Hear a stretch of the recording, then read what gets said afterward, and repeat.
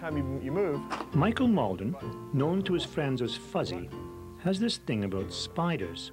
And then it attacks. And it's not just noisy toy plastic spiders that Malden collects.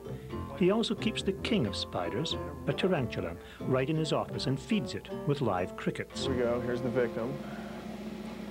But the spider that has made Michael Malden very rich and almost famous is a creepy crawler called Lykos, a spider that patrols the World Wide Web, searching for, then collecting and retrieving all the information, all the material, all the stuff that is now beginning to seriously clutter up your life on the internet.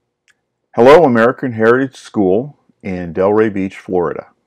I'm Dr. Michael Malden, but everybody calls me Fuzzy, and I prefer that. I have a PhD in Artificial Intelligence and Computer Science from Carnegie Mellon University in Pittsburgh. I have a Master's of Science in Computer Science from Carnegie Mellon, and I have a Bachelor of Arts in Mathematical Science and Computer Sciences from Rice University in Houston, Texas. I'm known for mainly two things. Okay. Most recently, I do BattleBots. I'm the captain of Team Toad, and we've had many different robots from Frostbite, Iceberg, Windchill Snowflake, Snow Cone, and Ice Cube. Don't forget Ice Cube. Ice Cube is still the 2006 middleweight champion of North America. And my most recent robot was Texas Twister, which was on season 4 of BattleBots on the Discovery Channel. But before I was a roboticist, I also wrote a program called Lykos, which is still in operation. It was one of the first search engines, and technically we were the first search engine to go public back in April of 1996. And so that was my big professional accomplishment. That in turn allowed me to waste a lot of money on fighting robots.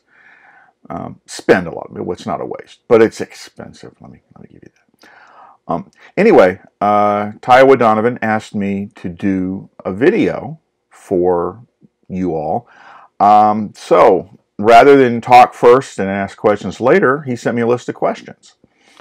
I'll give Taiowa the first question, and he asks, many of my students are in the process of selecting the university they plan on attending. Can you talk about the decisions that led you to Rice and then CMU? Okay. This is my second attempt at answering this question. The first time I used my entire 15 minutes talking about college. So briefly, I had a choice between 3 different possible careers, things I was really, really good at. One was debate, which would have led me to law. One was physics, and who knows where that would have led me. And the third one was math, which was intimately tied up with computers. So I had offers from Rensselaer Polytechnic, great for physics. MIT turned me down, which is why they don't have a search engine, but I'd never bring that up years later. SMU, I was accepted. That would have been a great place to study law. But I also applied to what, in my opinion, is the best school in the South, and perhaps, and at least on a dollar basis, the best school in the universe is Rice University in Houston. And computers won out. I went to Rice, and I was an okay student. I graduated cum laude. I wasn't their top student, but I got a double major in linguistics and philosophy was my minor, and then I got a double major in mathematical science and computer science. And that's only because they didn't have a computer science degree when I started out. I was doing math sciences, which is where all the computers were. By the time I graduated, they had a major in it. So I got 2 majors, essentially one for free. But one of the things I focused on in college was learning about linguistics, because I've had a problem I've wanted to solve ever since I was a kid. The ship's computer in Star Trek and HAL on 2001: A Space Odyssey, they fascinated me. The idea that instead of having to go to college, learn a language like Fortran or COBOL or BASIC, you could just ask your computer for a question, and it would answer. It would give you your answer, and you go, that was really nice. Okay, so I want to make that a reality, and so I chose Rice because it was the best computer school. So that's the answer for the first question. After I had my degree at Rice, then I was ready for graduate school, and it was between two choices, Stanford and Carnegie Mellon, and both of them had famous computer programs that did some aspect of natural language, and I visited both. I was accepted both. I went there. Stanford was great. I met Terry Winograd, one of my heroes. He was very nice to me. And then, I went to Rice, and Rice was even nicer to me. They wined me and dined me. They assigned a student to take me around, and I chose Carnegie Mellon because of the work of Jaime Carbonell and Phil Hayes, two people who'd been doing really important work in natural language and things that interested me. So the most important reason I was able to pick a school is I had an idea of what I wanted to do. And I know when you're in high school, it's tough to imagine what it is what's your purpose in life. That's kind of a young age to have a purpose in life. But I had one, and that allowed me to chart courses and pick directions that in the end worked out great for me. So I hope you all can think about what's something you'd like to do. Because remember, when I was in high school, most people never even saw a computer. Every computer you saw on a TV show was just a box of blinking lights made up by a special effects department. Nobody knew what a computer was, much less why a computer was useful or how it would help them in their daily lives, much less how to actually program one or ask it a question. And I had the temerity to think, if you could talk to it in English, then you wouldn't need a fancy degree. You wouldn't need any training. And I made that happen. I got lucky. After I did my PhD on information retrieval, I had a 4-month period where I had no funding. I was between projects. And so my boss said, oh, okay, this World Wide Web looks interesting. See what you can do with it. And I just finished a PhD on information retrieval. So I thought, okay, well, let's figure out how to apply everything I did with my PhD to the problem of looking things up on the World Wide Web. And you have to remember, the World Wide Web was a tiny thing by comparison to today, but it was still this huge array of information, 50,000 websites with all kinds of interesting stuff, pictures from a museum and all kinds of information about the world and people and languages, and none of it was indexed. You just had to know where to go or get lucky, or you could go to Yahoo, which came about the same time as Lykos, and that would give you a tree. So you can say, okay, well, I want to look at schools, and then I'm going to look at schools in the Northeast, and then I'm going to look at schools in Pittsburgh, and then I'm going to find Carnegie Mellon. Okay. Now you could go to Carnegie Mellon if you knew it was there, but how would you find out? Well, that's what information retrieval was for. And so I wrote one of the first search engines. I did it all by myself, and it was ready to go in about 3 or 4 months, and it launched. It wasn't the first search engine, but I had certain advantages as a faculty member at Carnegie Mellon. I could commandeer more computers. So it was very quickly one of the biggest research projects in indexing the World Wide Web. So that's where Lykos came from, and I was very fortunate to have had a PhD in information retrieval at just the right time to start work on the World Wide Web. Okay, so here, Taiowa got his question. I'm going to answer, Karina W. asked the following question. What kinds of simulation softwares do you use when designing BattleBots? And the answer is none. I draw this stuff in Corel, I build a prototype, and I test it out in the real world. Okay, I'm old school. What is the current growth like for Lykos? Okay, I have no idea. I've been retired from Lykos since 1998, so I've been gone 22 years. When I left in 1998, there were tens of millions of web pages. It was growing at a super exponential rate. You know, it was going up by a factor of 10 every few months. And when I left Lykos, they were number one, and this was before Google was a thing. So I left them in good shape, and I went on with my life. And then, which language was Lykos written in, and is Lykos open source? Okay, Lykos was written in C.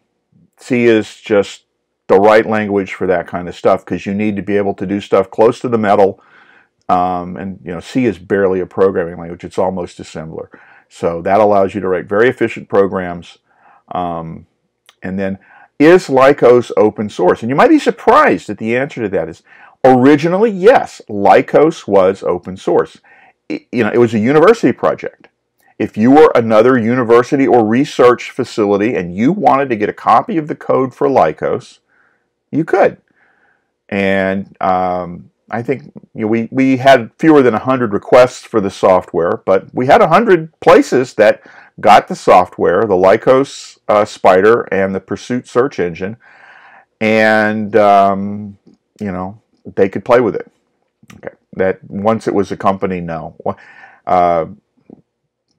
you just don't. You can't. You got to make money as a company, but the main thing you get as a company is whatever you're doing can prosper. A university can't afford to give things away for free forever.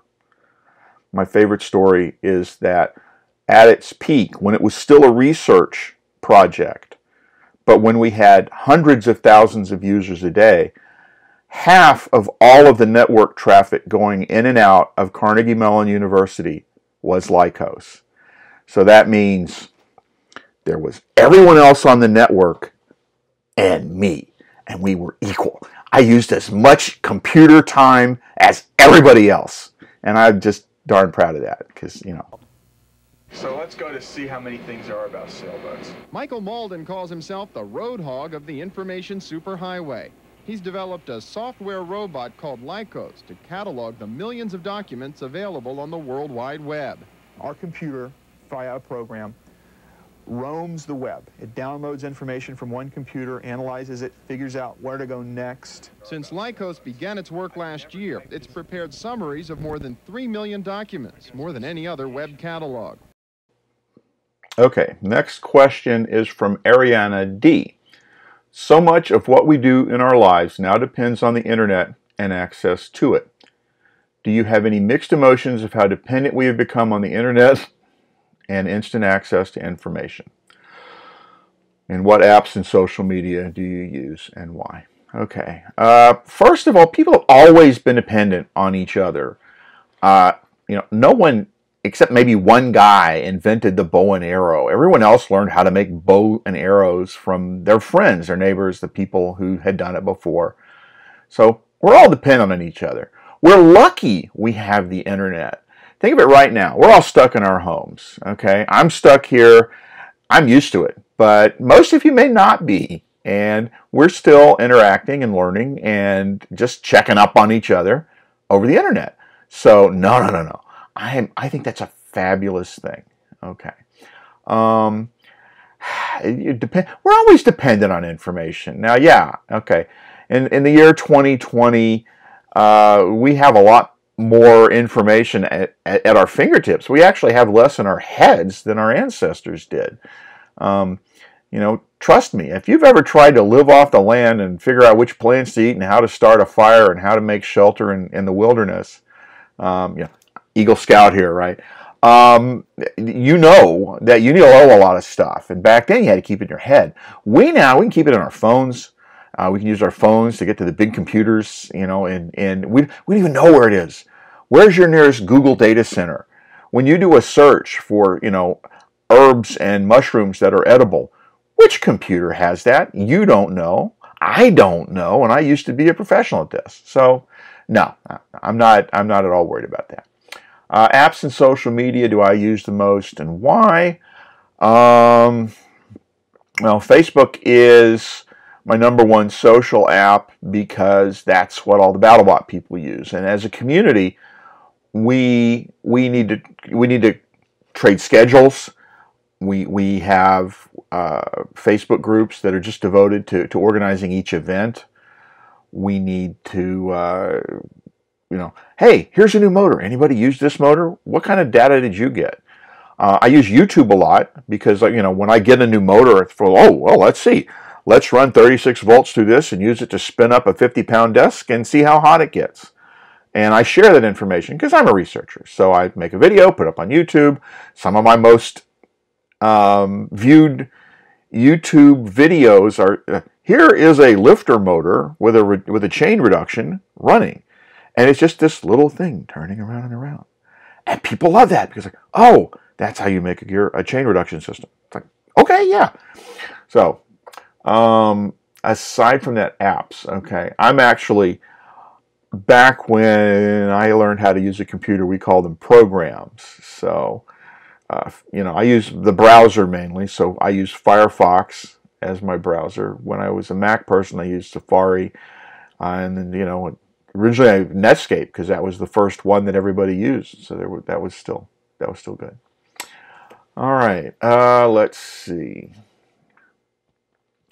Mauricio M. asks, have you ever made anything with your robotics and engineering background to further help and advance your ranch? Okay.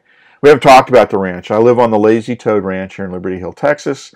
It's a hobby ranch. We have 80 acres and a bunch of cows, and we grow cows. We have one bull. Actually, right now we have 2 bulls, and one bull is getting ready to go to market because you can't have 2 bulls for long. They fight. So we have a ranch. We raise cows. My wife likes horses, so she's got horses. And when you get a ranch, you just have a lot of stuff. Now, it's actually weird. It's not that BattleBots or robots in general have informed my ranching. It's just the other way around. You got a ranch, you got a tractor. You got a tractor, you got to fix the tractor. You got to fix the tractor, you got to have a welder. So it's the ranching that informs my robots. Okay. All right. Zachary C. asks, what was the inspiration from going to making search engines to making robots? Was it a hard transition, or did previous experience help? And which would you say you like more? Working with software like you did with Lykos, or building combat robots like on BattleBots? Okay, Zachary. Well, search engines was really a small part of my life. I was only working on Lykos for about 4 years before I retired from it. If you include programming in general and graduate school, that was another 8 years. And then I had like 4 years in between of being a research fellow and working on machine translation and other kinds of computer software. Well, it's not like I did one and then I did the other. I'd never done any robotics. So I got interested in robots because I saw it on television. I saw BattleBots Season 1 on Comedy Central back in the summer of 2000. And I saw random people. And I'm sure that my friends from Season 1 will not take it as derogatory when I say they're random. These are people from all walks of life. And I don't want to name one because then I have to name them all or I'd be leaving somebody out. But you'd have people from a variety of fields who would make these amazing machines and then beat them up with each other. And that looked like a lot of fun. I thought, I could probably do that. And I could, and I did. I will name one person. I went to Christian Carlberg's website where he showed how he built robots. And he had a really good website, and it was so good that I was able to build a robot called Frostbite using his advice. And then I met him at BattleBots, and my robot beat his robot. So his website beat his robot, and I helped. So that was fun. I like both. It's not like I go one better than the other. It was very interesting coming from a software background. With a software background, you spend your day, you're typing. And then when you're done, you turn the computer off, the screen goes dark, and you go home. And you just kind of take it on faith that the next day when you come in, turn your computer on, And yes, back then we didn't have our own computers. You used the school's computer. At home, you slept, you ate, you watched TV. Then we got up, you went to the school, turned your computer on, and you went to see what, or you logged into your computer, which was a shared one, and your work was still there. And the most important thing about a computer program is if you drop it on your foot, it does not hurt. It doesn't actually weigh anything. What was different about robots and engineering in general was you're making this machine. The machine does something cool. But even when you turn it off, it's still there. You can see it. And if you drop it on your foot, it's going to hurt, especially the big ones. So it was a different skill from programming. I like being able to do both of them. And you have to do a little bit of programming usually to do the robots. So that was good. Okay. Nisa A asks, what made Lykos unique and different from other search engines? And here it was scale. The motto at Lykos was, if brute force isn't working, you're not using enough. And curiously, okay, can I see this on camera here? Yeah, I don't know if this is going to work. That is still our motto on Team Toad. If brute force isn't working, you're not using enough. What made us different was we were able to index more of the web than anybody else, and we did it through a very clever thing, and this is actually one of our patent claims, was basically data fusion. If I went to a web page and it listed 10 other web pages with a description of each one, let's say I have a web page about sailboats, and there's many different types of sailboats, and you list a schooner. Maybe I've never visited a web page about a schooner, but I have visited a web page that says a schooner is a type of sailboat, and here's a link to schooners. Now, when I go into Lykos and I look up schooners, it says, oh, there's this web page over here that's supposed to be about schooners. We haven't downloaded it, but we'll point you at it, and if you go there and you find schooners, you're a happy customer. That meant that effectively our catalog was 3 times larger than anybody else's catalog. It also meant that, let's say you were looking for a picture of a schooner.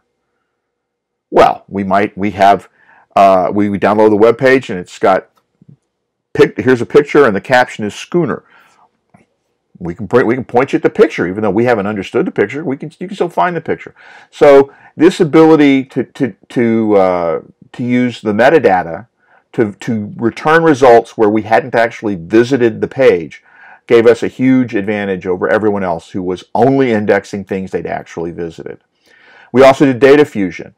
So if you were looking for, I'll keep with schooners. You were looking for a West Indies schooner, and we had 2 pages, one pointed at the West Indies, and it had a list of things, and one of the links was a picture of a West Indies schooner, but all it said was West Indies, or maybe it said West Indies boat.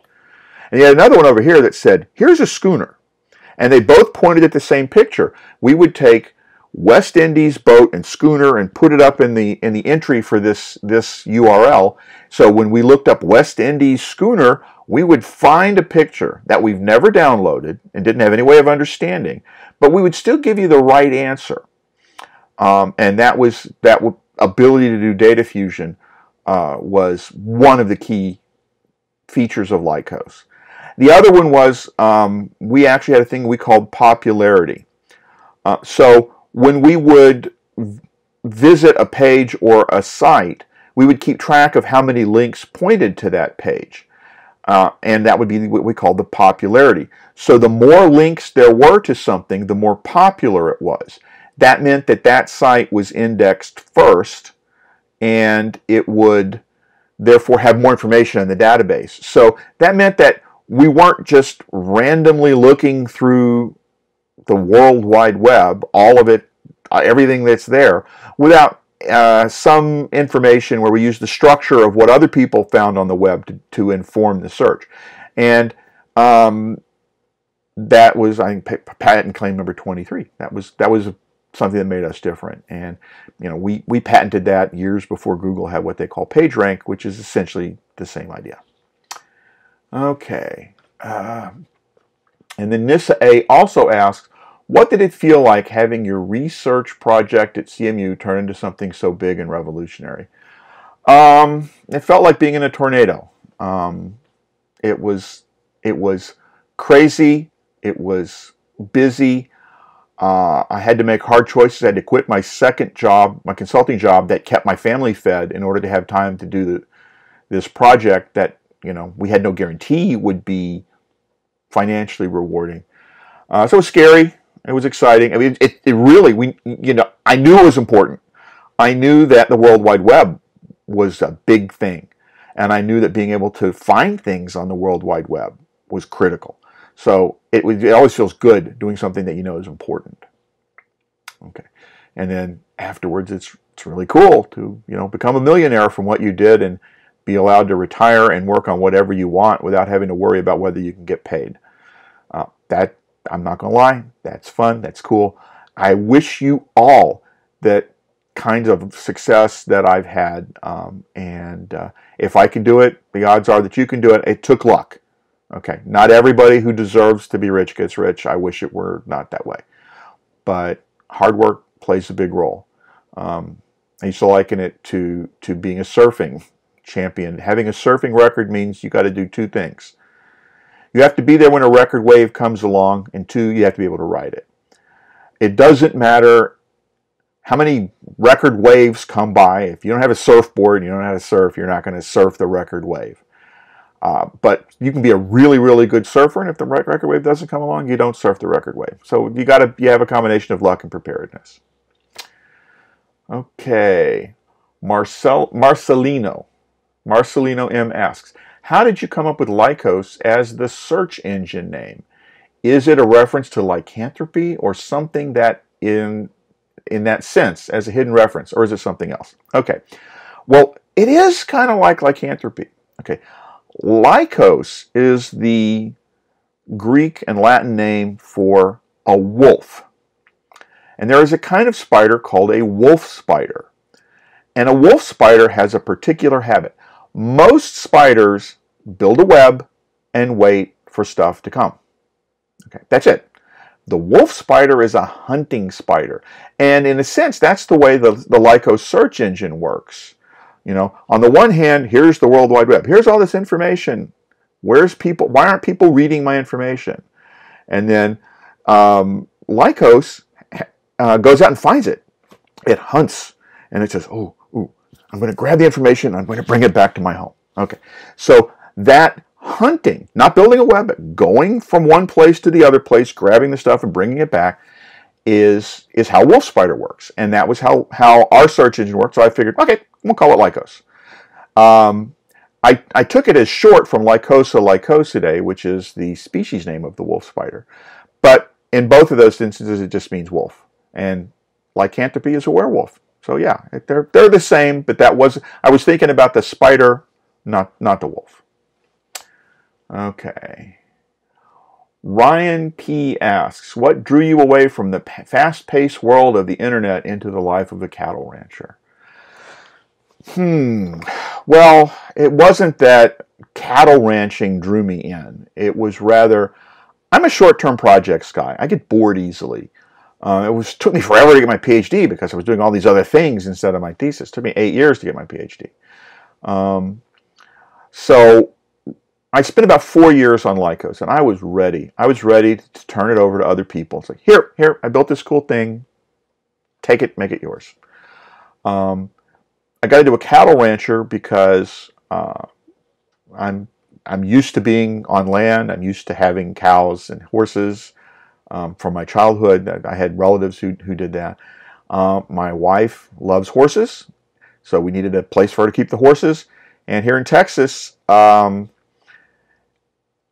we fund everything by property tax. There's no income tax in Texas, so you have property tax. And your property tax is based on a very important question. Are you or are you not an agricultural entity? So if I raised hay or wheat or timber, I would be agricultural. Horses, no, you don't count. You don't eat horses, so horses don't really count as agricultural. If we bred horses, there's an exception for that, but that's tricky. But you can have cattle. I like cows. I like meat. So we have the land for the horses, we have the cows for the taxes, and, you know, it really, homemade beef is just tastier, and it's nice to know you've got a steady supply of meat. So it just sort of happened later. Okay, Maximilian P.S. How much of your experience working with the development of Lykos was actually applied to future projects you had? Well, the answers are none and money. I didn't have any future projects after Lykos. I retired and did whatever I wanted. But because of Lykos, I made money. Because I had the money, I could afford to. I bought a plane. I was able to explore aerobatic flying for a while. Then I got into the robots, and the robots were so much fun. I sold all my planes because flying a plane takes a lot of focus. You have to do it regularly, or you get bad at it. And you don't want to be bad at flying, and especially you don't want to be bad at landing or whatever. So I gave up flying for robots, and so the money from Lykos funds the robots. Okay, Ariana W. asks, what was your motivation for founding, creating Lykos and Julia? Did you have setbacks or fails in an attempt to create Lykos and Julia, and what did you learn from those mistakes to better the creation of Lykos and Julia? Well, I haven't talked about Julia.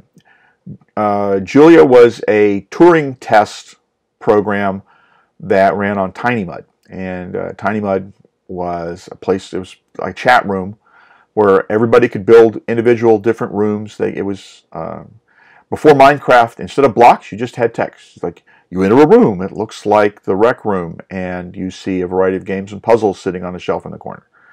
There are doors north, east, south, and west. Okay, that was the rec room, right? And you go there, and if you went, north, east, south, or west, you'd go to another room. And what you could do is you could build your own rooms, and some people would build a recreation of their university or their house or a park or favorite place. There was a room where you could play hearts, believe it or not. Somebody wrote a computer program that would help that implement it. So you could sit down with somebody else, and the program would keep track of it. So that was TinyMud. It was all text, like the original Zork or whatever, or the adventure game.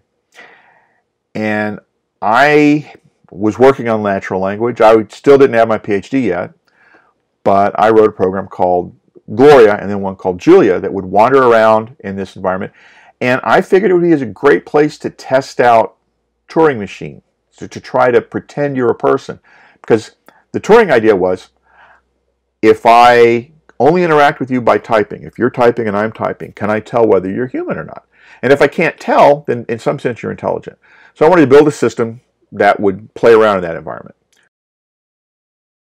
Most human and most easily confused with a computer. So what has this first ever Turing test revealed about computers and intelligence? I think we're learning more about the question of what it means to think than we're learning about what the capabilities of a computer are. So Julia was a program that could log in to TinyMud. It would just set a description, go into rooms. It could see what was there. It would make maps of rooms, and you could even tell Julia, "Hey, Julia, tell Susie that Tim says hello." And then it's like Julia was wandering around. If it came into the same room with Susie, it would say, "Oh, hi, Susie. Tim says hello." Okay, so it's dumb stuff, right? But it tried very hard to pretend it was human, And you would say, "Well, Julia, are you human?" I would say, "Is the Pope Polish?" And spoiler, yes, in the 1990s, the Pope was Polish. So it would make jokes to try and convince you it was human. It would use a variety of things. We have a paper about it. And so Julia came before Lykos, and actually some of the ideas about exploring TinyMud, going from world to world, or room to room, actually were part of Lykos, because in Lykos you'd have a web page here and a web page here, and you could ask questions from one place to the other and try to put the information together. So they're similar from a certain perspective. So my work on Julia did inform my work on Lykos. Okay, and Ariana asks, what did I learn from the mistakes to better the creation of Lykos and Julia? I don't have a good answer for that. A lot of what you do as a programmer is just beating your head against a wall until you find the magic secret door in the wall, and then you're on to the next problem. So I guess perseverance would be the only answer I have there. And let's see, last question I have here from Luke R. Can you tell me about the early days of the World Wide Web? What was it like to have such a large impact on how we get our information? Okay. What I really miss about the World Wide Web in its infancy was we all started out more or less as researchers. Even the people at companies still had to talk to each other and talk to the university people to get along. An example was in the 1994 World Wide Web Conference in Darmstadt in Germany. We all got together. You know, we actually had a meeting. We went to a pub. And we said, look, you know, we should have a working group.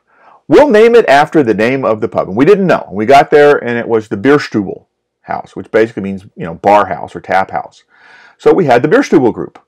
And the Bierstubel group was an emailing list where we could all send each other information. And I remember, you know, I actually sent the then current Lykos catalog to everybody on the list, including the people at Yahoo and some other people. So we shared information. It was very collegial. And then it became dog eat dog.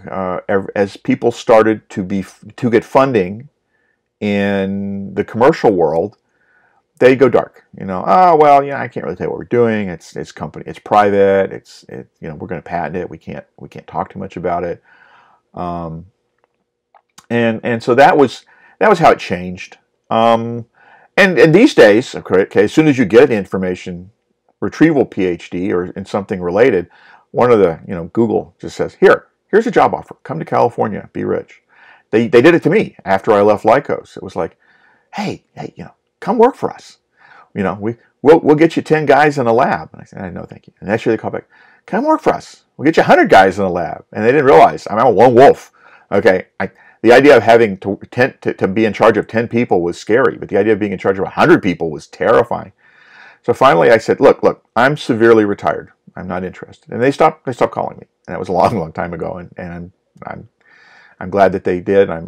They've gone on, and Google has been a tremendous success. I'm really happy for them. You know,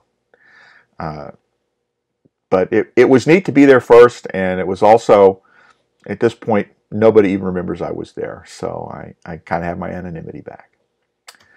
Okay, I think that's all the questions that Taiowa sent me. He asked me about Jaime Carbonell. Jaime Carbonell was my thesis advisor, and he was a great guy, and I'm sorry to say he passed away this month. But I'm very lucky to have worked with him. So I will dedicate this video to Jaime Carbonell. And good luck to all of you in high school. Good luck picking colleges. And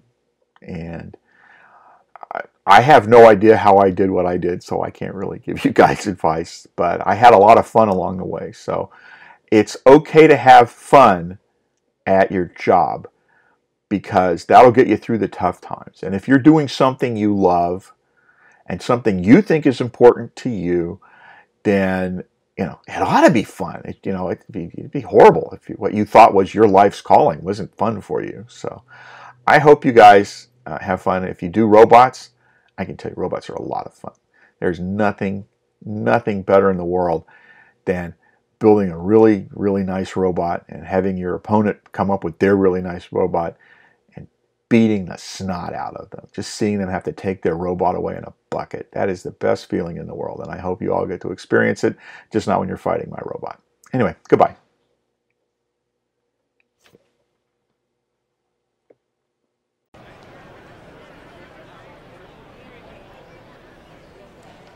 Ladies and gentlemen, this is a super heavyweight contest.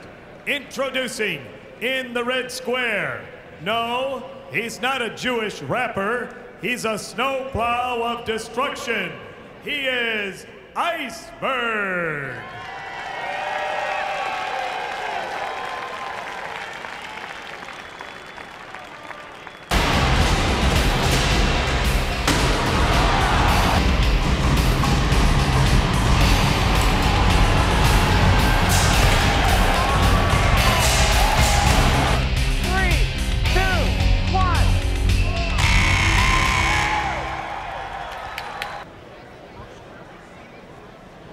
Ladies and gentlemen, the time, 2 minutes, 49 seconds. The winner by a knockout, the red square, Iceberg.